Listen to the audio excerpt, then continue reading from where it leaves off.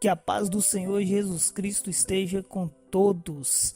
No livro de Mateus, no capítulo 6, versículo 33, diz o seguinte: Buscai, pois, em primeiro lugar o seu reino e a sua justiça, e todas estas coisas vos serão acrescentadas. Jesus nos fala de um reino e que esse reino está próximo. Se existe um reino, então existe um rei.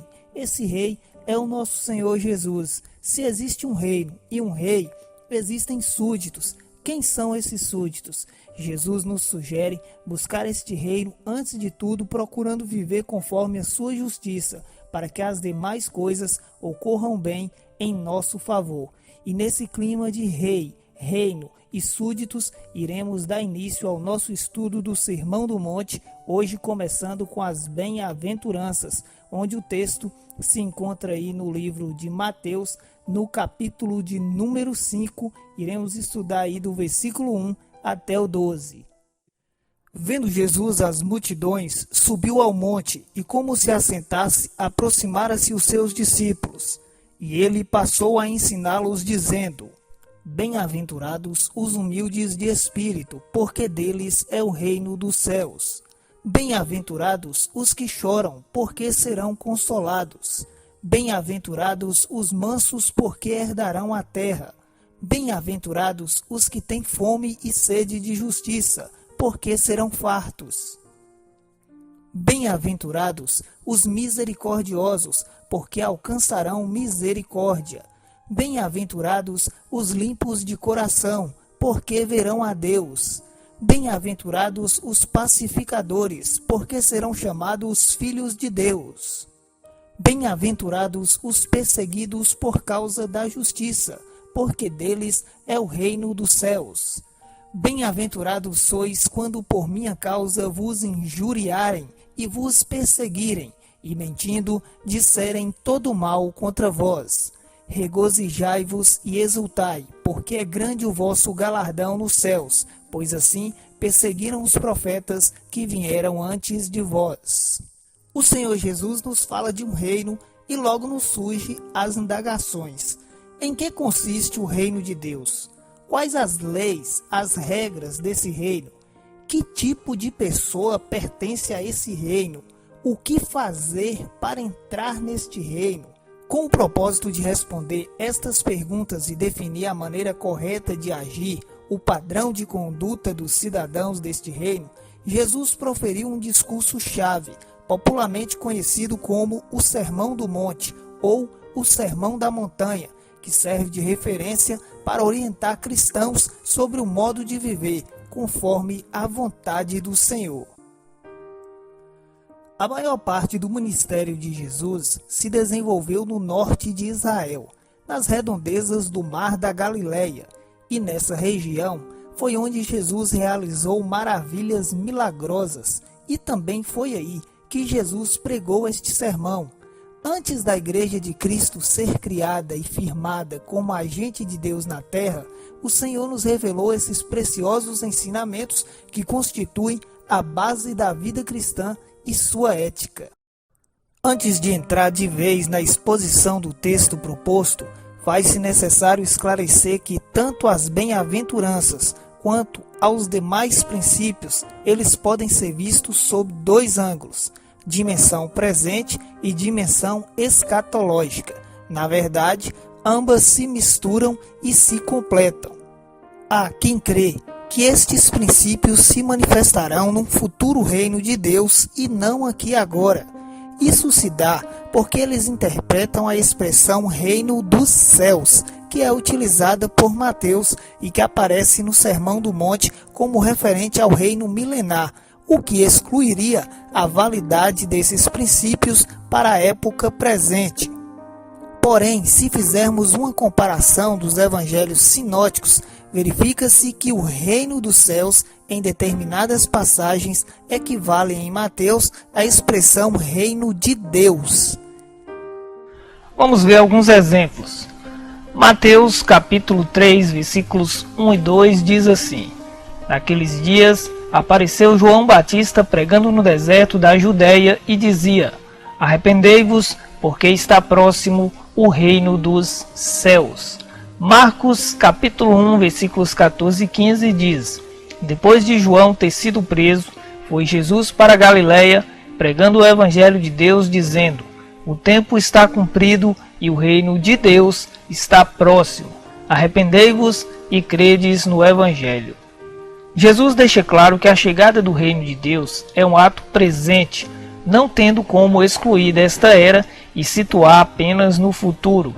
Porém, sob o ângulo escatológico, haverá um tempo em que o reino de Deus se manifestará de forma física e será quando então os princípios e as bênçãos serão experimentados de modo perfeito e absoluto, conforme 1 Coríntios 13, versículos 9 e 10, que diz: Porque em parte conhecemos e em parte profetizamos, quando porém vier o que é perfeito, então o que é em parte será aniquilado. Ou seja, hoje conhecemos em parte, porém na etapa final do plano de Deus, quando tudo se cumprir, seremos introduzidos nessa nova dimensão, vivendo toda a plenitude, justiça e imagem perfeita do reino de Cristo. Conforme 1 João, no capítulo 3, versículo 2, que diz: Amados, agora somos filhos de Deus, e ainda não se manifestou o que haveremos de ser. Sabemos que quando ele se manifestar, seremos semelhantes a ele, e porque haveremos de vê-lo como ele é. Devemos nos sentir felizes em cumprir o que o Senhor nos sugere, tendo compromisso em viver a ética cristã. Não como na época da lei de Moisés, pois embora a lei revelou o pecado, ela não foi suficiente para resgatar o homem, conforme Gálatas 3, versículos 24 e 25. E não há nada que o homem faça para cumprir por si mesmo esse padrão de santidade exigido por Deus. Nós só podemos nos apegar à graça de Deus em Cristo Jesus. O reino de Deus, ele é celestial, mas se manifesta em nosso meio terreno, conforme Mateus capítulo 6, versículo 10, que diz: Assim na terra como no céu. Feita estas observações, vamos à exposição do texto, que se encontra em Mateus capítulo 5, versículos do 1 ao 12. Versículos do 1 ao 3. Vendo Jesus as multidões, subiu ao monte e, como se assentasse, aproximaram-se os seus discípulos. E ele passou a ensiná-los, dizendo: Bem-aventurados os humildes de espírito, porque deles é o reino dos céus. Algumas traduções trazem a palavra pobre no lugar de humilde, mas a primeira das bem-aventuranças traz a ideia da tradução grega de esvaziar-se, esvaziar de si e dos sentimentos que nos fazem sermos autossuficientes e egoístas. A verdade é que nós somos totalmente dependentes de Cristo, seja pela fé, pela oração. Nós devemos ser desapegados de qualquer coisa deste mundo, crendo que virá o reino definitivo, pleno e perfeito. Só nos interessa viver se for da forma que Cristo quer que vivamos, satisfeitos com aquilo que o Senhor nos dá, sem ter ambições desnecessárias, tudo para a glória de Deus. Que venhamos a nos diminuir para que o Senhor cresça e seja visível em nossas vidas. Versículo de número 4. Bem-aventurados os que choram, porque serão consolados. Aqui a ideia não é de choro por tristeza, ou pela perca de algo, ou pela perca de alguém, ou falta de sorte de não ter conseguido alguma coisa. A ideia aqui é quebrantar-se, quebrantar com tristeza, segundo Deus, em razão dos nossos pecados, é trazer para si o sofrimento de saber que somos miseráveis pecadores, indignos, maus e injustos. É chorar por aqueles que não reconhecem toda a misericórdia derramada por Deus sobre nós através do nosso Senhor Jesus Cristo. Na segunda carta de Paulo aos Coríntios, no capítulo 7, versículo 10, diz assim: Porque a tristeza, segundo Deus, produz arrependimento para a salvação, que a ninguém traz pesar, mas a tristeza do mundo produz morte. Algo engraçado e meio contraditório de dizer, mas é uma tristeza de alegria, alegria para a alma, porque reconhecemos que somos falhos e nos declaramos arrependidos, mas este arrependimento nos abre a porta para Cristo, que é verdadeiramente quem nos salva. Versículo 5. Bem-aventurados os mansos, porque herdarão a terra. A mansidão traz a ideia de calma, paz espiritual, mente leve, tranquila, espírito livre, consciência leve, tranquila. É saber que, apesar de alguns obstáculos impostos pela vida neste mundo, estando com Cristo no caminho proposto por Ele, tudo fica bem. A certeza de que, ao fim, tudo dará certo. Engraçado é que quando alguém com estas características desponta ou fica em evidência, tende a despertar ódio, raiva nos outros. O mundo lá fora desabando e o manso lá, calmo, tranquilo. A mansidão, ela se contrapõe ao ódio, ela se contrapõe à violência e ao estilo agressivo imposto pelas conquistas humanas. O ser humano, para ter o que quer, muitas vezes ele bate, xinga, mata, mente, e nós devemos ser calmos, mansos, pacíficos em todas as coisas, pois tudo está nas mãos de Deus.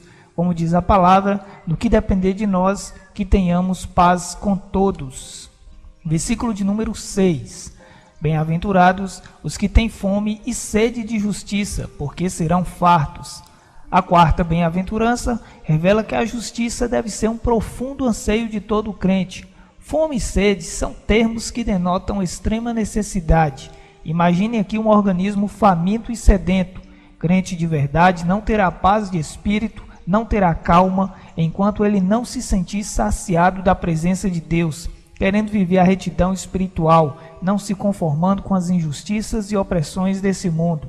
Nós temos sede de justiça, estamos dispostos a fazer o que está ao nosso alcance, segundo o que Jesus ordena, por um mundo mais justo, em igualdade, para que o bem prevaleça? Vamos refletir sobre isso. Versículo de número 7. Bem-aventurados os misericordiosos, porque alcançarão misericórdia. Quem experimenta dessa bem-aventurança é porque está em harmonia com as demais. Sabe aqueles jogos de videogame onde você vai passando de fase? Aqui nós temos um exemplo, porque quem sabe o que é ser misericordioso, quem já experimentou o ato do perdão, da misericórdia, também já experimentou todas as bem-aventuranças que foram citadas até aqui. Ser misericordioso é ser compassivo com o próximo, é perdoar, relevar, é se pôr no lugar e perceber o estado de carência espiritual, moral e social do próximo. Só pode ser misericordioso quem já se esvaziou de si mesmo, se tornou humilde de espírito, quem é brando, calmo, paciente e tem amor no coração. Quem entende que a justiça se faz quando, antes de aplicar o julgamento na vida do outro, aplica a própria vida primeiro. É a lei da semeadura e da colheita, conforme Gálatas 6:7. Antes de você ver a pedra no olho do outro, você tira a sua para que você enxergue melhor. Mateus capítulo 6, versículo 12 vai dizer: perdoa nossas dívidas, assim como nós temos perdoado. Lembre que um dia nós estávamos perdidos em nossos pecados, necessitados de perdão da parte de Deus. Quem já teve ou quer ter perdão, antes, primeiro, deve perdoar. Versículo de número 8 diz: bem-aventurados os limpos de coração, porque verão a Deus. Aqui nós tratamos da pureza de coração, mas não uma pureza externa, uma pureza aparente, como era com os fariseus, que gostavam de ser apreciados pelos homens. Aqui é algo íntimo, interno, profundo, algo que Deus sabe o que é verdadeiro. Alguém sem maldade, sem malícia, é ter uma personalidade honrosa, não só diante dos homens, mas acima de tudo, ter uma personalidade honrosa diante de Deus. Versículo de número 9.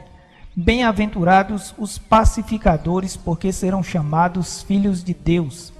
Esta bem-aventurança dá continuidade à bem-aventurança anterior, porque aquele que tem o coração purificado de malícias e de segundas intenções, ele agirá sempre com espírito pacífico e no intuito de viver e promover a paz.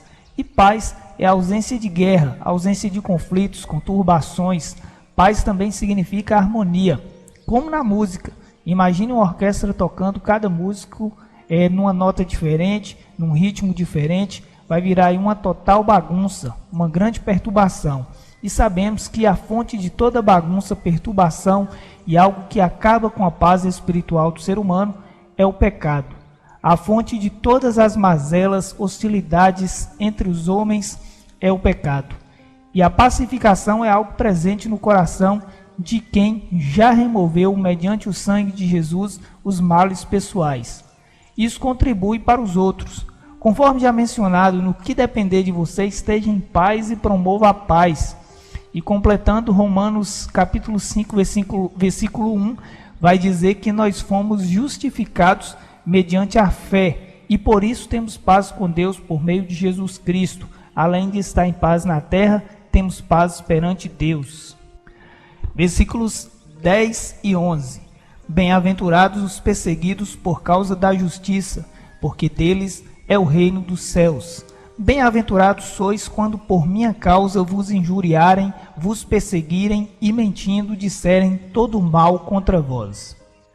O compromisso com o Evangelho não nos dá outra opção. Uma vez que você cumpre todas as bem-aventuranças, você despertará no mundo ódio, raiva, perseguição, porque o que é mal quer destruir o que é bem, o que é errado quer aniquilar o que é certo. E quanto mais perto do padrão de vida cristão estiver, mais tribulações virão. Não tem como ser amigo do mundo e agradar a Deus. Crente fiel tem grandes chances de ser hostilizado por causa da sua fé, mas isso já está previsto na conta divina. No versículo de número 12 diz: regozijai-vos e exultai, porque é grande o vosso galardão nos céus, pois assim perseguiram aos profetas e viveram antes de vós. Passar estas coisas pelo fato de servir a Cristo é algo maravilhoso. E aqui diz que há de vir uma recompensa imensuravelmente melhor do que qualquer bem material desta terra. O reino celestial de conforto e descanso ao lado do Senhor. E feliz é quem vive e pratica todas as bem-aventuranças. Concluímos com o estudo deste sermão, que ele vem nos ensinar que a vida com Cristo ela requer renúncias. E ao contrário do que muitos pensam, renunciar aqui não é deixar de viver anulando nossa vida, mas descobrir o verdadeiro sentido, a verdadeira dimensão, profundidade da vida. É a realização pessoal de servir a Cristo. Exige substituir o nosso padrão de justiça, que é imoral, pelo padrão de justiça de Deus, Criador de todas as coisas. Vai nos ensinar que a nossa felicidade não deve estar firmada em coisas terrenas, em coisas passageiras, nem depender do que temos ou fazemos, porque todas as coisas são do Senhor, e nossas obras elas não pagam e nem apagam a nossa culpa pelo pecado. Nossa felicidade é saber que somos filhos de Deus, súditos do teu reino, graças a Jesus Cristo, Senhor e Salvador nosso. E essa felicidade ninguém poderá tirar de nós. Através desse magnífico texto, nós concluímos que a verdadeira felicidade, tanto nessa vida quanto na eternidade, é produzida através dos valiosos ensinamentos do majestoso Senhor, Filho de Deus, Jesus Cristo. Moisés, lá no Velho Testamento, trouxe as tábuas da lei, e Cristo nos trouxe as bem-aventuranças, que é o nosso manual para uma vida de paz e harmonia.